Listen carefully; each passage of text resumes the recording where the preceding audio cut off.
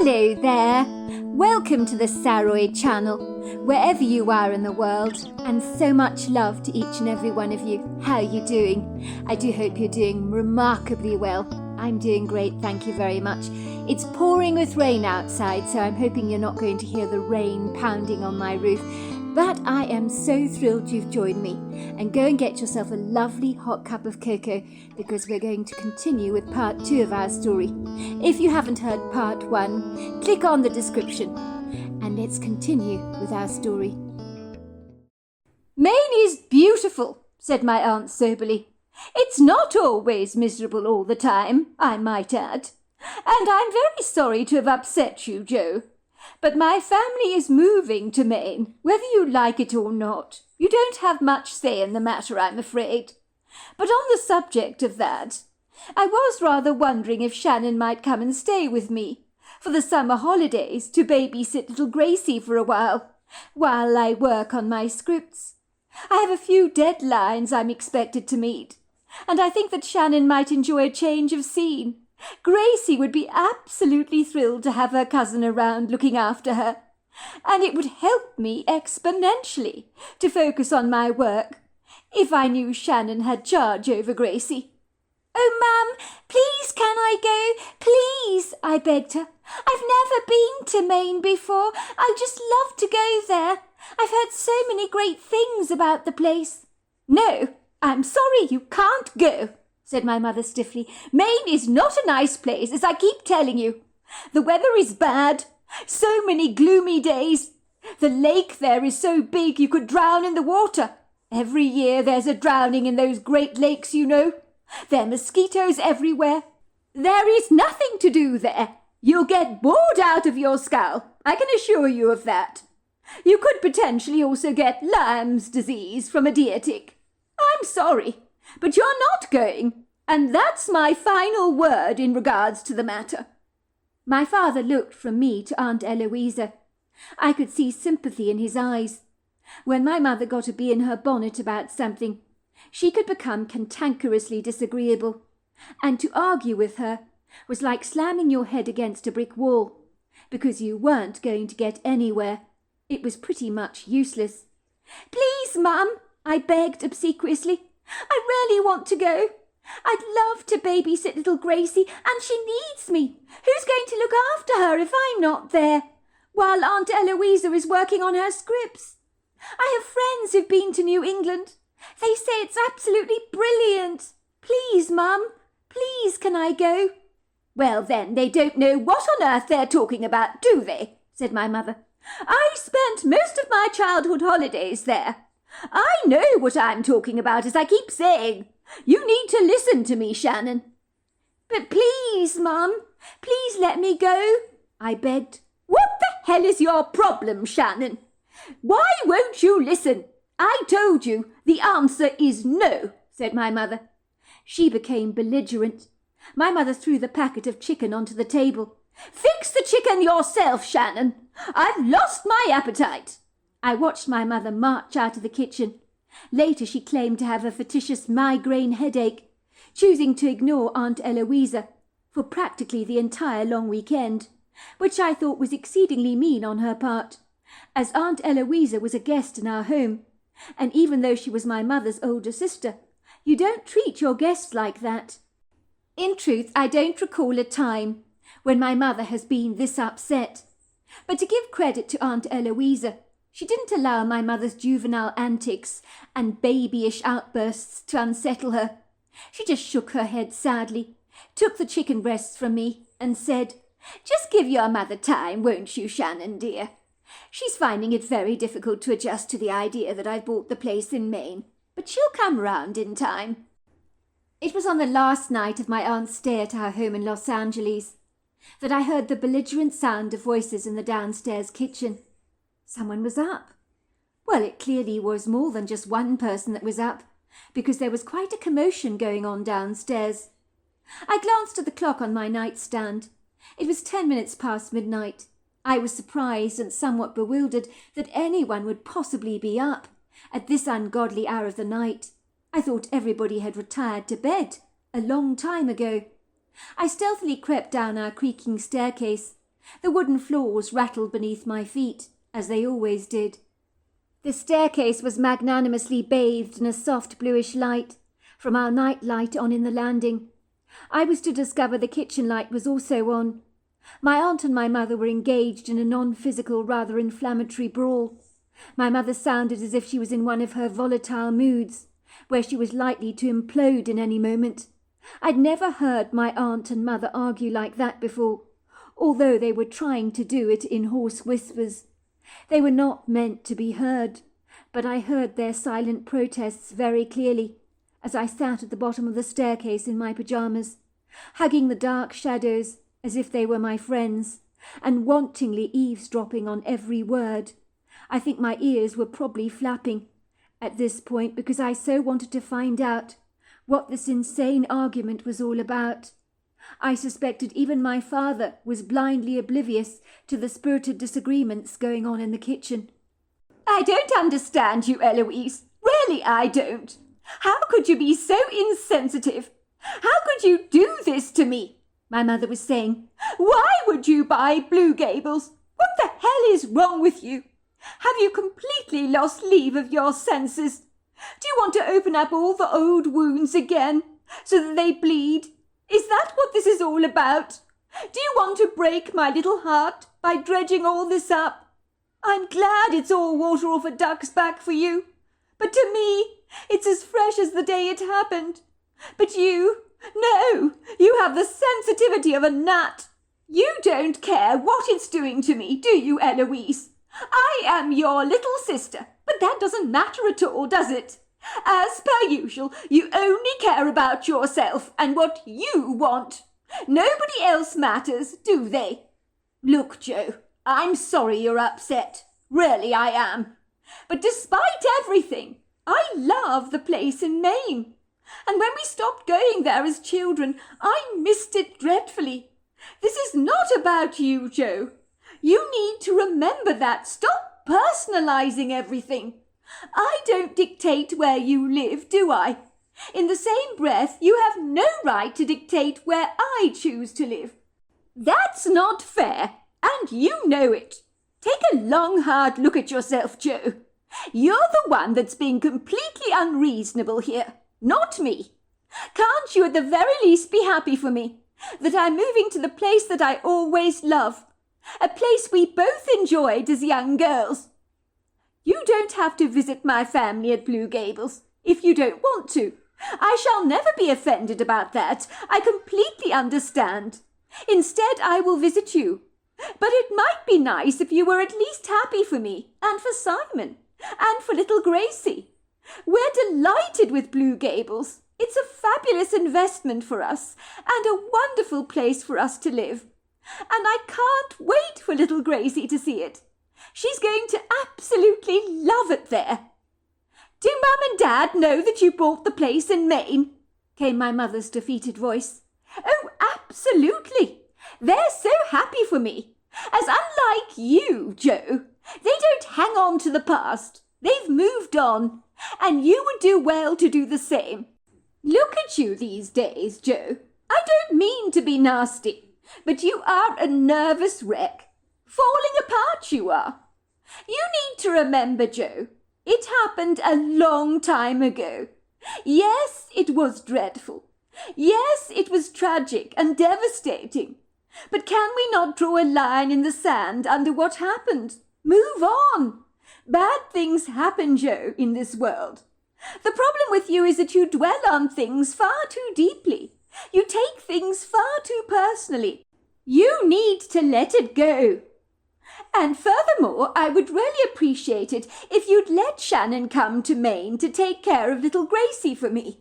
Your daughter desperately wants to come to Maine for the summer holidays, but you're being so deliberately mean, stopping her from visiting a spectacular part of the world based on your personal prejudices and biased perception of Maine because of a fortuitous tragic event that happened a long time ago is absolutely insane. And it wasn't our fault anyway. It was a grievous accident. But you keep punishing yourself unnecessarily over the whole wretched business, and it's destroying you. Your daughter is 13 years old, Joe, for God's sake. She's got her wits about her. She's a very clever young lady. She knows how to swim. She's not going to drown in that lake, and you know that as well as I do. Joe, I'm worried about you. If you carry on like this, overreacting to every single tragedy you hear about on the news, you're going to have an early heart attack or stroke, and I don't want to be prematurely burying my younger sister. You need to be careful that your daughter Shannon doesn't end up despising you. It's a very real possibility. If she thinks you're stopping her from doing the very thing she loves, based on your own ungrounded fears, you'll end up making an enemy out of her. Let's just say if you stop her from coming to Maine, she will smell a rat. She's far from stupid. Do you think she's going to buy your lame, pathetic excuse about catching Lyme's disease from a deer tick? The chances of that happening are like a drop in the ocean. Your daughter is as sharp and as discerning as a hawk. She is going to start asking those awkward questions that you won't want to answer. She already knows you're clandestinely hiding something. I can see it very clearly in her eyes. My daughter knows nothing about what happened in Maine, and I want to keep it that way. Do you understand, Eloisa? Not even my husband knows about it, and that's the way it has to stay.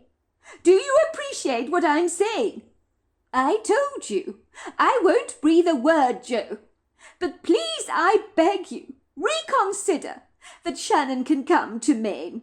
It's not only because I want her to look after little Gracie, but I think it would be a great adventure for her. I'm sure she will enjoy herself. You have my word, I will watch out for her. I promise you she will be absolutely fine. Imagine my surprise the following morning over breakfast, before Aunt Eloise was about to drive back to San Diego, when my mother announced that she had changed her mind. "Changed your mind about what, sweetheart?" asked my father, narrowing his eyes to a squint. "I've changed my mind about Shannon going to Maine. If Shannon wants to go there, she has my blessing." "You what, Mum?" I asked, almost choking on my stewed peaches. I had resigned myself to the fact that I would not be going to Maine. "You mean I can go? I can really go?" "I'm only letting you go, Shannon, because your Aunt Eloise pointed out to me that one day you might resent me from stopping you doing things you would really like to do," said my mother, mopping the crumbs away from her chin with a starched white table napkin. "I don't want to sabotage your fun. That's not the point. If you really want to go to Maine to stay with your Aunt Eloisa, who am I to stop you? I cannot live your life for you, as Aunt Eloisa keeps pointing out. You're old enough to make your own decisions and your own mistakes. I'm not happy about you going to Maine. Not one bit. I think you will have so much more fun staying here in Los Angeles with all your lovely friends. Take it from me, there is not much to do in Maine. The lake is very dangerous. People drown in that lake every year. You need to be very careful and make sure you don't let your cousin Gracie go anywhere near the water. Do you understand? She's only 4 years old, and if you're not paying attention, she could run into that lake and be gone from our lives for good. And I mean that literally, and I'm not being remotely dramatic." "Well, what do you have to say about that?" said my father, buttering a piece of toast enthusiastically, unable to wipe the large grin off his face. He gave me a big wink. He was so thrilled my mother had had a change of heart. Sometimes he tried to influence my mother to change her mind, and it was rare for my mulishly stubborn mother to agree to anything. But this time my mother seemed to have fallen under the influences of Aunt Eloisa's persuasions, and I guess she was just frightened of alienating me from her, which was why she'd agreed to let me go. But I could see, her red, flustered face revealed, she really wanted me to stay in Los Angeles, but that was not going to happen if I had my way. "You hear that? Your mother's agreed to let you go to Maine. Isn't that wonderful?" my father said. At this thrilling news, I wanted nothing more than to jump up and down for joy. throwing my stewed pieces of fruit up in the air, juggling them in my hands like a juggernaut. But instead I remained stoically composed. I kept my lips tightly squeezed together and my tongue bridled. I didn't want to show my mother how delighted I was at such a revelation, just in case that I tempted fate and my mother had a swift change of mind. That had actually happened before. My mother had a tendency to rein me in when I got excited about something, as if I was a spirited, unbroken horse that needed breaking in, and that any enthusiasm on my part gave her cause for grave concern, as if she saw it as a weakness that could be my greatest undoing. By all accounts, it was more than a little incredible, rather miraculous actually, that Aunt Eloise had masterfully persuaded my prickly, pugnacious mother to let me come to Maine to babysit little Gracie for her. When my mother was obstinately cantankerous, hell would freeze over first, before she changed her mind about anything. Ostensibly based on what I overheard my mother and aunt clandestinely discussing in the kitchen the previous night, somehow in that abrasive, tense interaction that they had engaged in together, my mother had finally thrown her cautious reservations to the wind and surrendered to my aunt's requests. I had a profound sense that something quite tragic had transpired in Maine when my mother and aunt were little girls, that had upset the entire apple cart of their lives, something so dreadful that had forced my grandparents to sell their lakefront holiday property to perfect strangers, who had sold the house back to my aunt on a turnaround of rather bizarre events. Aunt Eloise had not only chosen to purchase Blue Gables, but to settle there as a permanent residence, not just using the cottage as a fly-by-night holiday location. This bewildering decision on Aunt Eloise's part had gone down with my mother like a lead balloon. It would seem both my grandparents were very happy that their old beloved lakefront cottage had been purchased by their daughter. My grandmother had told Aunt Eloisa that it was a wonderful decision to buy the place again. "We should never have sold it," she had said quite plainly. "I really regretted the spur-of-the-moment decision we made back then. But you know, with things the way they were, I think we just wanted to get the hell away from Maine, didn't we?" When I had asked my grandmother what on earth she was talking about, she had looked at me and placed a gentle arm on my shoulders and said, "Shannon, leave it be, will you? Some things are best not unearthed. Otherwise the ground will never settle, will it?" What the hell did she mean by that? I never questioned my grandmother any further, for she was unforthcoming and secretive just like my mother was. They were two birds of the same feather. There was no point in trying to extract oil out of an empty bottle.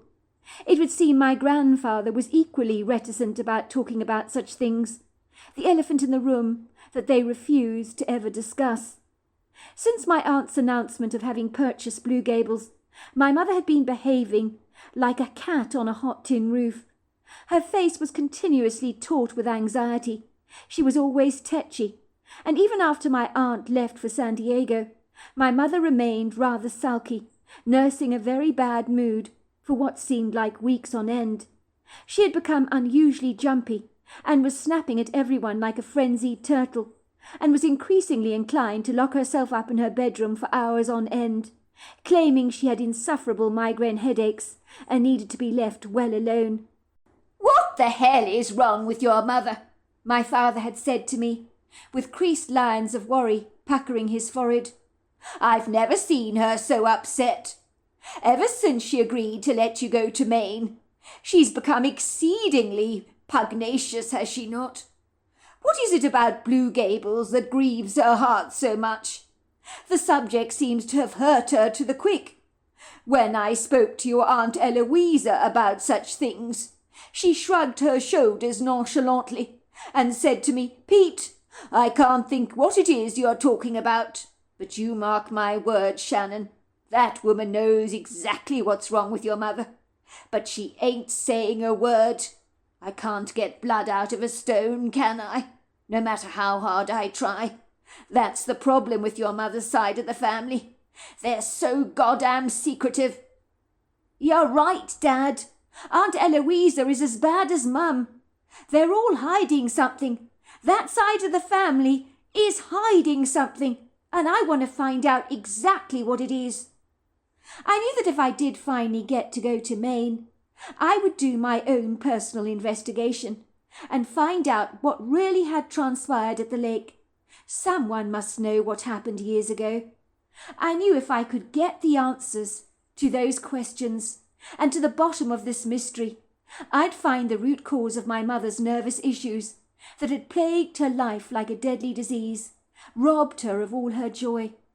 I remember from as young as I could remember, my mother watched over my every single move, breathing down my back like a proverbial dragon, never letting me out of her sight for a single second. I had envied the insouciance of my friends' mothers, who were more fun-loving and carefree. They didn't concern themselves with their kids' every single move, and how I longed for my mother to be like that. She would panic if I was out of her sight for too long, always fearing the very worst, that something untoward and catastrophic had happened to me, ranging from being abducted by an evil villain to having fallen out of a neighbour's tree or into the local pond. My father prodded me from across the breakfast table that morning, after my mother's unexpected announcement that I could actually go to New England. "Well, Shannon, aren't you going to at least thank your mother for letting you go to Maine? It's very generous of her to agree to let you go. You know how she worries about you so." "Dad," I said, unable to disguise the resentment rising up in my voice, "I'm 13 years old. I'm big and ugly enough to look after myself. I'll be fine at the lake. I know how to swim, so I'm not going to drown. If Mum had her way, I'd be tied up to the house with a doggy chain around my neck," I said sarcastically. "Now that's not very nice, is it, Shannon?" said my father. "Don't talk to your mother like that. Can you not be a little grateful? Your mother has agreed to let you go to Maine. For God's sake, don't look a gift horse in the mouth." "Your father's absolutely right," said my Aunt Eloisa. "Your mother is allowing you to come and stay in Maine with me, and I think she deserves a great deal of thanks for being so generous in that regard. It is going to be absolutely wonderful having you join up with us in Maine. I'll be picking you up to take you there myself. It will be so wonderful." My mother tossed her short auburn hair to one side and looked at me sadly through her blue eyes. She reached out to grab me by the arm. "I know what you think of me, Shannon. I really do. And believe me, I understand you think I'm overwrought. And I don't blame you for that. You must understand you are my entire world. You're just so terribly young. You think you're old because you're 13, but you aren't old at all. You're still my little girl. You don't know the terrible things that can happen out there, and how dramatically one's life can change in a single instant. If anything were to happen to you, She was unable to finish the sentence. Tears were clouding the back of her eyes. "I just don't know what I would do." I suddenly felt consciously aware of how mean and uncaring I was being towards my mother, and my attitude shifted. My heart softened like a marshmallow. "I won't go to Maine if you don't want me to, Mum. If it really upsets you so much, I'll stay here with you." "No, I want you to go, my love," said my mother, her words sounding insincere and rather flat. "You're a sensible girl, Shannon. I don't give you enough credit for that. Your cousin Gracie will need you. She's 4 years old. I couldn't think of a better babysitter than you to keep her out of danger. But promise me if you're not happy there and you get dreadfully bored, you'll give us a call. Your dad will come and get you at once and bring you safely home." I could tell that that was the ideal scenario for my mother, who was secretly hoping that that is what ultimately would happen. In truth, if she had her way, she'd keep me at home under lock and key, so that even if I was bored, in her opinion, at least I would be safe. "Thanks, Mum. You have no idea what this means to me. I've so wanted to go to Maine for a very long time, and now that Aunt Eloisa is going to live there, it would be crazy not to go. I promise you, you have nothing to worry about. I will be absolutely fine, and I'll take great care of Gracie, and I won't get in Aunt Eloise's way. I love you, Mum, and I'll miss you when I'm gone, but I will be back." "Ditto," said my mother, tears now slipping down her cheeks. I knew that her tears would stop me from going to Maine. I hated upsetting my mother, so I gritted my teeth and discussed the matter no more, for the fear that I'd buckle up under the pressure of my mother's tears, that over the years had made me obedient to her every whim, but not any more, and certainly not now. "You deserve a change of scene, Shannon," I told myself firmly. "Don't buckle up under the pressure. Your mother will be fine without you. You know she will. She needs to be able to cope when you're not around. You can't just treat her with kid gloves," I told myself. On the day of my departure, my mother claimed to have a migraine headache. What was new? The worst she'd had in 2 years. She had shut herself away in her bedroom with the curtains fully closed. She barely moved when I kissed her on the cheek. "Have a good time, love," she told me, her voice sounding unusually hoarse. Aunt Eloise, who had picked me up from our house in Los Angeles, assured my mother I would be just fine under her charge. But my mother wilfully ignored my aunt by pretending to be fast asleep. For underneath the layers, my mother resented Aunt Eloisa for taking me away, and I wondered if my mother would hold a secret grudge against her indefinitely. My father, on seeing how troubled I was, and the vacillating hesitancy on my face about leaving home, said to me, "Never mind about your mother." He cradled me lovingly in his arms. "It's not your fault she's got a migraine headache. She's worried about you, that's all. But it will do her good to let go of the reins for once, and see that her beloved little baby mare will return to the stable shortly. All I want you to do is to promise me you'll have a great time, and if you aren't happy in Maine, you know I'm a phone call away. I will come to pick you up straight away, and that is a promise." "Thanks, Dad. You're the best," I said, giving my father a huge hug.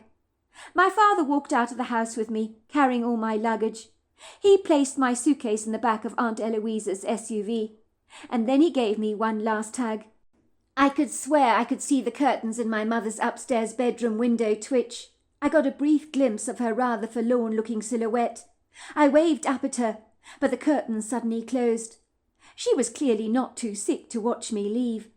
The ride to Maine had been laboriously boring, and seemed to last for an entire lifetime, where we rolled through one interstate to another, dodging trucks, motorbikes, and anything on the road that looked ominously risque, including a car that appeared to be swerving on both sides of the lane, looking as if he was half-cut or high on some kind of narcotic. We stopped at a few fast-food restaurants on the way, filling our hungry bellies with greasy fries, burgers, and milkshakes, which my aunt assured me was a treat, because she liked to cook healthy meals, and we weren't going to be filling our bellies with such trash when we got to Maine. Finally we reached the final and last interstate, and my aunt almost groaned with relief. "Thank God! I do hate the interstates," she said. We had reached a network of roads that became narrower and more winding, and then my aunt assured me it wouldn't be long until we arrived at Blue Gables. I was amazed how well behaved little Gracie had been in the back of the car. She had not complained once, as you would expect a kid of her age to do. Instead, she had industriously, very independently, busied herself drawing in all her colouring books with crayons and playing with her 2 Barbie dolls. I turned around to see she was fast asleep in the back. I leaned over to nudge her. "Gracie, we're nearly there." She opened her wide blue eyes. "Are we nearly there, Mummy?" she asked excitedly. "Yes, we are, Gracie," her mother told her delighted daughter, who was leaning over the back seat to peer out at the familiar landscape, squealing with delight that she knew exactly where we were. "You hear that?" said Gracie, talking to her 2 Barbie dolls. "We're nearly home. We're nearly back home. I can't wait to get home. I can't wait to get into my bedroom again." We drove past a twee little cottage with seagulls perched on the roof. They squawked at us, as if the presence of our SUV had unsettled them. The place was boarded up, and looked like it had been abandoned, as angry, ugly weeds trespassed through the driveway. Soon my aunt drove down a narrow dirt road through the woods, My cousin Gracie cried out in delight.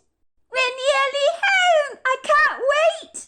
"Yes, you are. You're nearly home," I told my little cousin, giving her a nudge.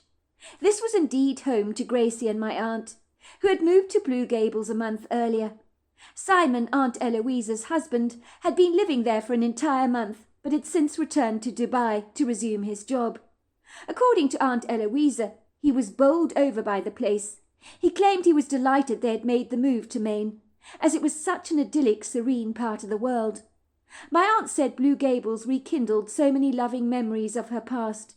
Now here I was in Maine, ready to spend my summer holidays with Aunt Eloisa and my cousin Gracie, and I suddenly felt the familiar flutter of excitement in my chest, in eager anticipation of the lackadaisical days that lay ahead of me, where I could spend watching over little Gracie, and better still Aunt Eloisa would be paying me handsomely for the job that I would willingly have done for free. What could be better than that? The sun was beginning to set at the end of a long, hard day. Its tangerine beams of fading sunlight drifted through the trees, washing the foliage in a golden glaze that became distinctly more ethereal as the light dimmed, giving it a prepossessing outer-worldly quality. My aunt rounded the curb, and I was certain I saw a dark, shadowy silhouette, easily over 9 foot tall, staring at us through the trees with a curious interest. I'd seen a flash of yellow eyes. What the hell was that? I tried to focus on the spot where I'd seen the dark, ambiguous, large blur of something humanoid and very substantial in size. Whatever the hell it was, I could feel the wide, inquiring eyes burning into my back, prickling my neck. I convinced myself I'd imagined things. I was so exhausted after our travel on the interstate. It was hardly a wonder I was seeing things. But in my gut, I knew I had not imagined the thing at all. Something had been watching us through those trees, and I sensed it seemed more than a little interested in us. Why I felt this way, I couldn't be sure. I was about to tell my aunt about what I thought I'd seen, but promptly decided against it. It probably wasn't a wise idea. In a trice, a quaint, whimsical double-story cottage came into view. I soon forgot about the sizable, blurry silhouette that had been watching us inquisitively, as my attention was arrested by the cottage I was observing, that my aunt had spoken so passionately about, the place where my mother had spent many happy childhood days as a young girl. This was Blue Gables, the place that had brought my mother to tears by merely mentioning the name. It seemed so benevolent, so benign, so congenial, sheltered by tall, lofty trees on every side, with a steep shingled roof and walls boasting a brand new coat of eggshell blue paint. It seemed to almost smile at us as we approached the property with a welcoming warmth. My aunt finally killed the brakes and said, "Oh, thank God we're here. I don't know what else to say, but I am so relieved." My cousin shouted, "Hip, hip, hooray, we're here, we're home." She clapped her hands ecstatically. "That was one hell of a journey, wasn't it, Shannon?" said my aunt. "Thank God it's over. I think I'm going to flop down on my bed when I get inside like a rag doll." "Mummy's a rag doll," said little Gracie, running her tiny hands through her mother's hair to mess it all up. "Yes, that's exactly what I am," said Eloisa with a giggle. Gracie appeared to find that very funny and couldn't stop giggling. For a moment I stared out of the passenger side window, enjoying the prepossessing views, even in the fading light.